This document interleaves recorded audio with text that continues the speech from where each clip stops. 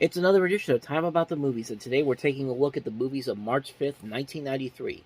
We've got 7 movies to look at today, so we don't have a whole lot of time to fool around.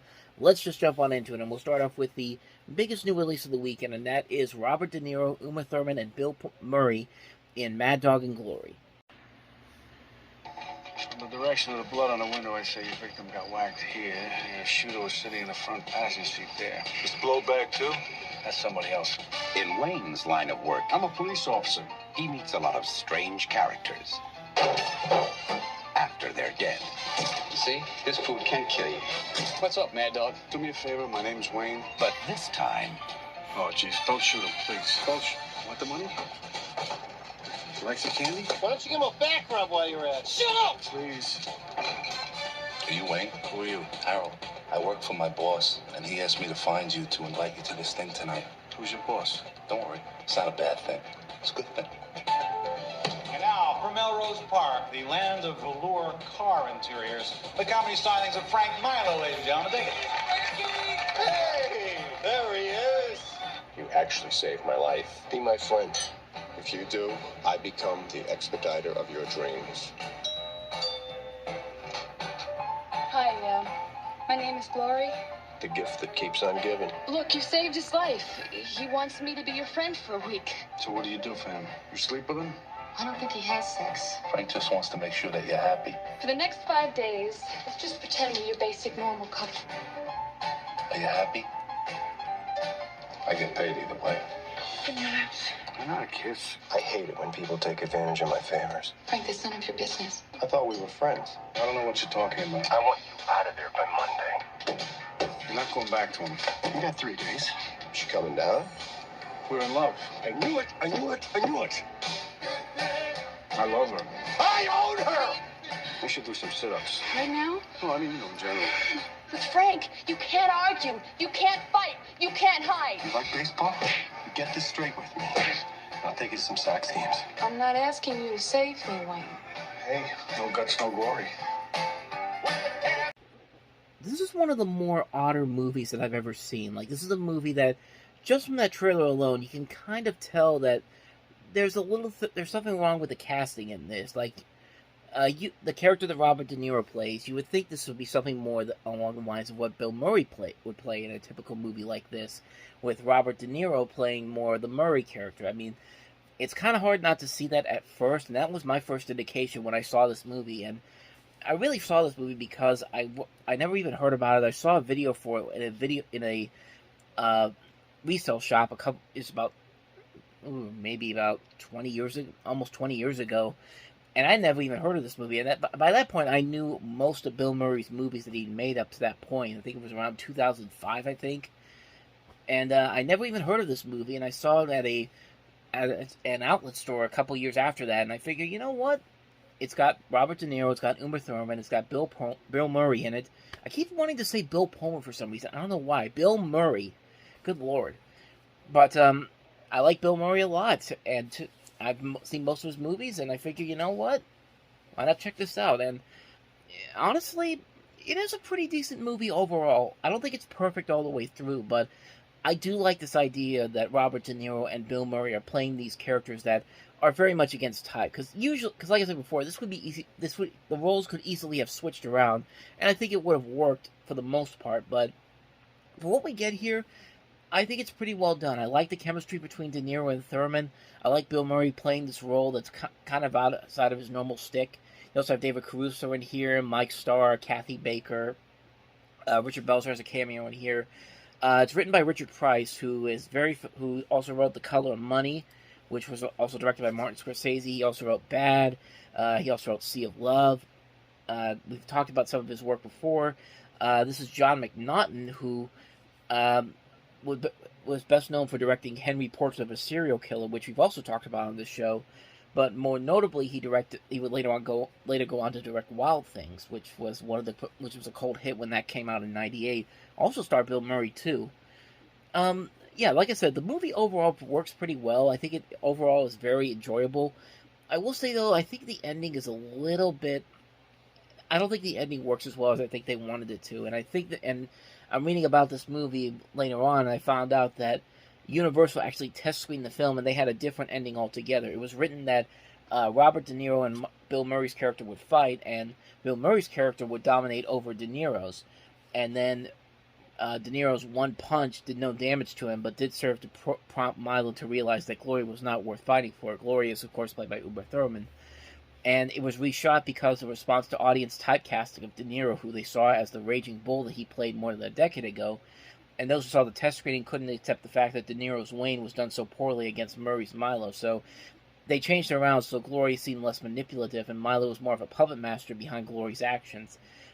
In which you have the film here, the final climax here. You have De Niro's character standing up to Milo.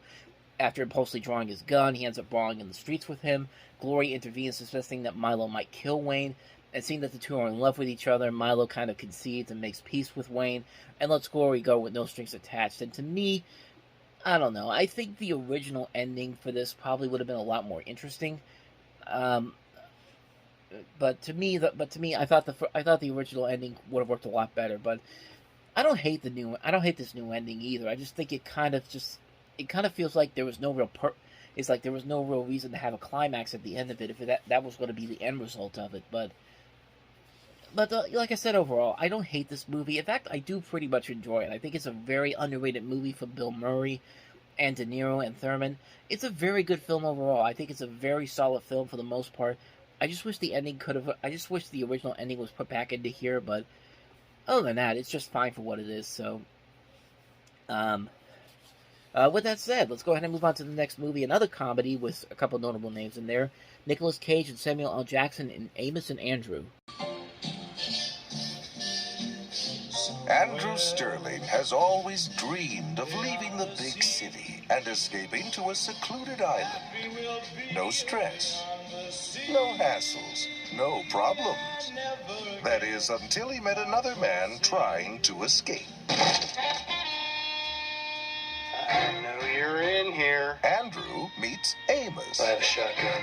You have a frying pan. And in one wild night... $1 million! And a helicopter! Put your weapon down. Let your hostage go. Two guys from two different worlds. Maybe you've heard of the Pulitzer Prize. You won that? I did. How much you win? In one fell swoop, became partners in crime.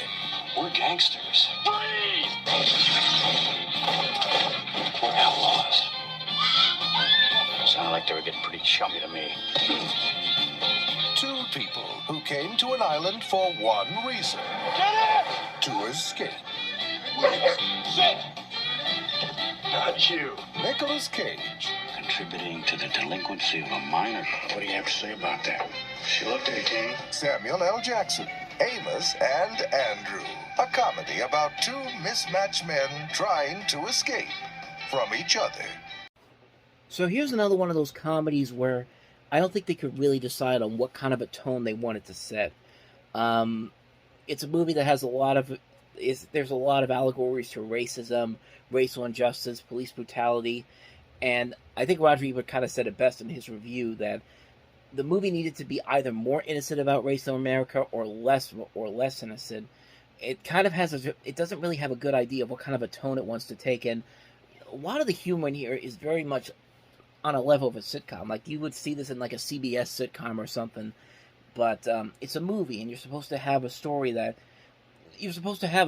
works for movie length, but especially in terms of like the comedy too. Like, the comedy needs to be better than an episode of Murphy Brown or something like that. But yeah, like I said, it's a movie that really doesn't know what kind of a tone it wants to set. What kind of a message does it want to send? And it just doesn't work as a whole. It's a movie that I think really wastes a pretty solid cast over here. Not only have Nicolas Cage and Samuel L. Jackson, but you've got Dabney Coleman, Brad Dourif, Michael Lerner, Giancarlo Esposito, Tracy Walter, Ron Taylor. Just a great cast overall. But I think the story, the tone, the writing just really doesn't work on a whole lot of levels, and it really wastes a lot of the talent that the people in here have. It's a shame too, because this could be a really funny movie if the writing was better and the comedy was much better, and they had the right tone they wanted to set. But it just doesn't work overall. It's a movie that's just kind of like, it's there. It feels like a bad sitcom, and it's just not really enjoyable on many levels. It's a movie that is really largely forgettable. It's a shame, too, because there is potential there, but it's just not there overall. It's a movie that I saw once, and it was just like, yeah, I'm never going to watch this again. This is not a very good movie, so that's Amos and Andrew. Let's go ahead and move on to the next movie that we have here, and that is Best of the Best 2.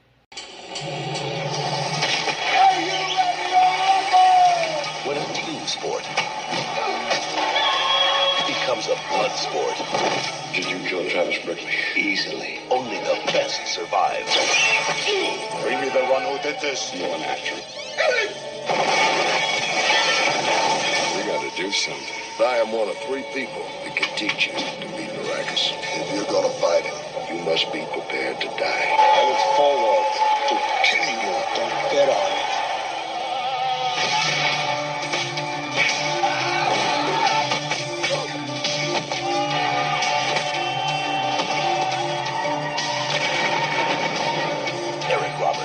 Philip Reed, Best of the Best 2, this time. You love it, yes! It's the fight of their lives.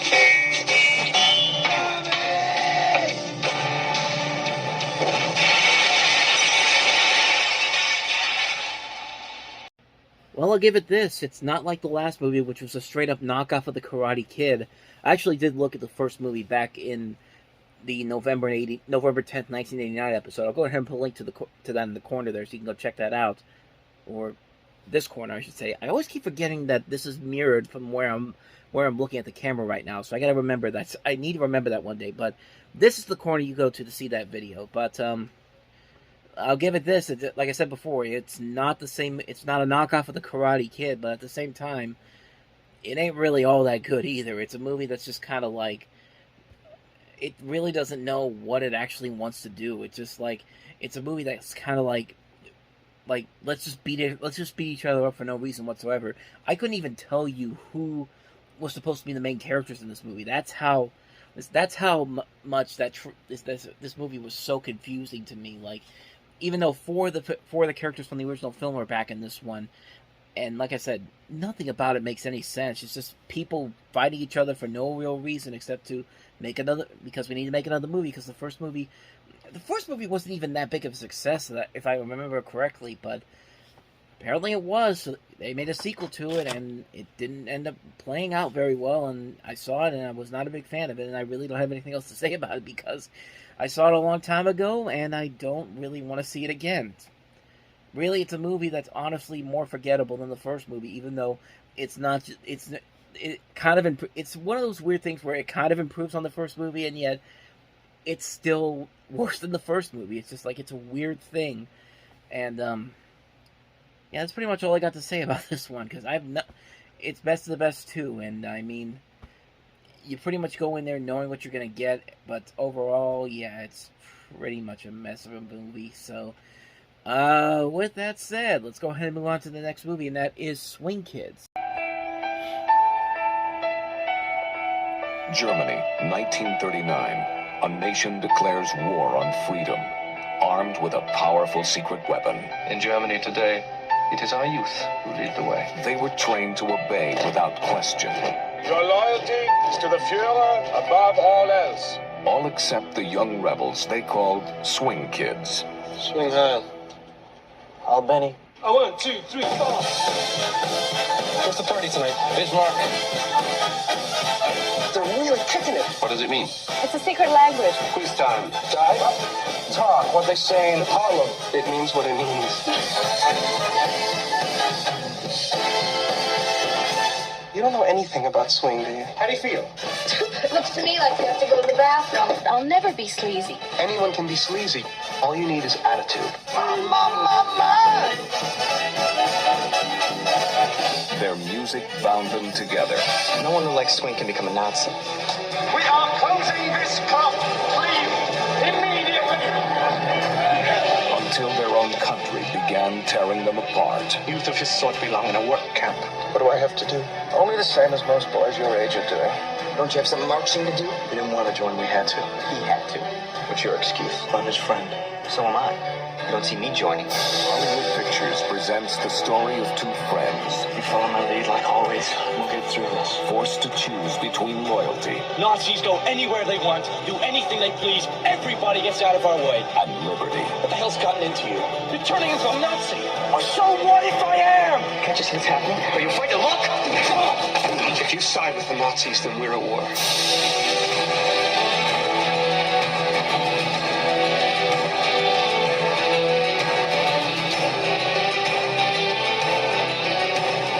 So much passion. Swing Kid. Yeah, here's another movie that I really don't know what the hell they were trying to go for here. My first thought was maybe because Newsies became such a cult hit after that came out the year before, this was going to be try to be the next musical they would try to launch into the next big thing, but apparently it's nothing like that, because holy crap, that trailer was much more dramatic than I thought it was going to be. But you got some notable names in there: Christian Bale, Frank Whaley, again Barbara Hershey, Kenneth Branagh, Noah Wiley from ER, and the director Thomas Carter actually had a pretty good career after this movie came out, with some directing movies like Metro, Save the Last Dance, and Coach Carter. But yeah, I really don't know how to take this movie. It's a weird movie. I think it's a movie that's trying to plead with the Nazis back then, but at the same time trying to discount them as villains, simplistic villains. But it's a really hard movie to digest. It's a movie that's really hard to figure out. Again, it's kind of like Amos and Andrew. It's kind of hard to figure out what's the tone they're trying to set here. Are they trying to be a crowd-pleasing movie, or are they trying to be a movie that's more sincere and more serious? But it really can't decide which one it wants to do. Plus, it doesn't help that the script writing seems really lackluster, and it goes way too hard on the dramatics. Like, I feel like this is the movie they're trying to push for Oscar consideration, an Oscar baitish type film, and it just doesn't really have that spark that I think they were looking for. It looks visually nice, and again, you got a pretty solid cast overall in this, but yeah, overall, this is a dud of a movie. It's a movie that was largely forgotten, and for good reason. It's just one of those movies that's just kind of like, yeah, it really didn't come together as well as I thought they wanted to. Also, when you hear Christian Bale say swing high, it's just like, okay, I'm done. There's no coming back from that, so. Anyway, that's Swing Kids. Let's go ahead and move on to the next movie that we have here, and that is Shadow of the Wolf.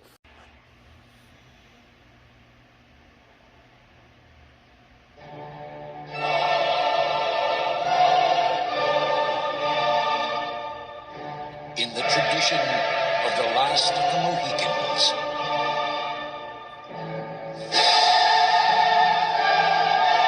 and Dances with Wolves.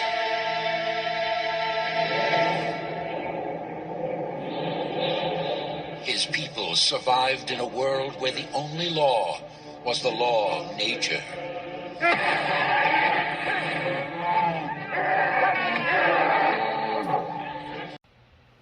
I mean, it's obviously knocking off Dances with Wolves and also Last of the Mohicans. Basically, Lou Diamond Phillips plays this Inuit who's been isolated from his fellow Inuits after he was disowned by his father, and he's for challenging the latter's chosen wife. Brown is a white man who comes to do business in the territory, and Lou Diamond Phillips' character is forced to go on the run after a dramatic altercation with him and flees from the pursuing police, impacting the stability of his community. And it looks visually pleasing, but I really don't know what this movie is trying to be other than just a knockoff of Dances with Wolves or The Last of the Mohicans. It felt like the studio that was making this movie, just on that trailer alone, was trying to make this the next grand epic, and it was just like, yeah, there's nothing in here that really says that this is going to come out the way you think it's going to come out. But I haven't seen it. I can't really comment on it too much, but I could just go off of the trailer there. But like I said, it looks visually pleasing, but other than that, it's just kind of like, yeah, I think their priorities weren't properly set in this one. So that's Shadow of the Wolf. So let's go ahead and move on to the next movie that we have here, and that is Rich in Love. Oh, what? Didn't realize. Mrs. Delmarge? Trim those toenails before you do serious damage to somebody. From the creators of Driving Miss Daisy, Albert Finney, Jill Clayburgh, Catherine Irby, Kyle MacLachlan, Piper Laurie, Ethan Hawke, Susie Amos and Alfre Woodard. Let's get a wiggle on there! No rest for the wicked. Rich in Love. Rated PG-13. Starts Friday, March 5th at select theaters. So basically, you're following this family through the summer, trying to get their lives together, which is complicated when the oldest daughter of the family moves back home with a new husband and a baby on the way, and I guess one of the family members has mixed feelings, and while reminiscent about their mother, they're talking about trying to abort Lucille when she's pregnant, and notices that, and the patriarch of the family, played by Albert Finney, notices his daughter's in new, different ways now that his wife is gone and he's no longer working, and everything changes for Lucille, played by Catherine Erb from D2 The Mighty Ducks, most notably known for starring in Law and Order: Criminal Intent. As she comes of age and learns about the family in new ways. I haven't seen this movie, as you can tell. I'm reading the synopsis off of Wikipedia, but compared to some of Bruce Barre's first movies he made after Driving Miss Daisy, this one doesn't look that bad, quite honestly. It's got positive reviews, so I mean, maybe there is something there with this one that kind of makes it work, but it's not one that I really want to rush out to see. It's got a good cast overall. We talked about Albert Finney and Catherine Erb. Geo Clayburgh's in this, Kyle MacLachlan, Piper Laurie, Ethan Hawke, Alfre Woodard. A pretty good cast overall.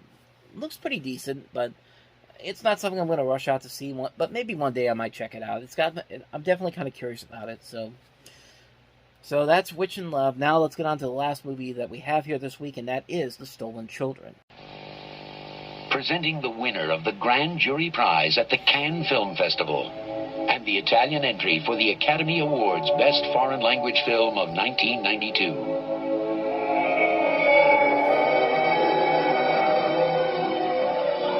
I knew it was unfair when the state took Rosetta and Franco away from their mother. But it was my job to take them to the children's home. La tieni lì la pistola. Oh, ma che ti interessa? They didn't want to go. I told them it was for their own good, for their own well-being. I wanted to believe it myself. Perché non ci hanno preso? Se è per me. Che c'entriamo noi? Ecco dove l'avevo vista. Sta sul giornale. So as that trailer kind of indicates, you're following the story of a policeman who has an order to take 2 children from Milan to Sicily to an orphanage. Their mother has been arrested by forcing Rosetta to work as a prostitute, and first their relationship between everybody is tough, but it relaxes, so they become temporary friends.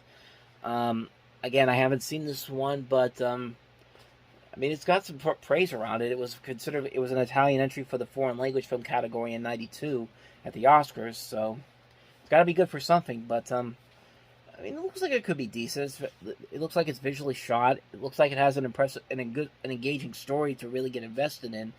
And overall, it could be something worth enjoyable. It's again, like with Witch in Love, it's not something I'm going to rush out to see, but my interest is definitely piqued. So there you go, The Stolen Children. And so on that note, we wrap up another edition of Time About the Movies. The next time we meet, we'll look at 5 new films, including Chris Rock's first feature film debut, leading film debut, I should say, CB4. We also have Fire in the Sky. We also have Reese Witherspoon in one of her early film roles, A Far Off Place, which was also notable for having the last Roger Rabbit theatrical short, Trail Mix-Up. But we also have Ethan Frome and also When the Party's Over. So 5 movies overall to look at, and we'll definitely take a look at those on the next episode.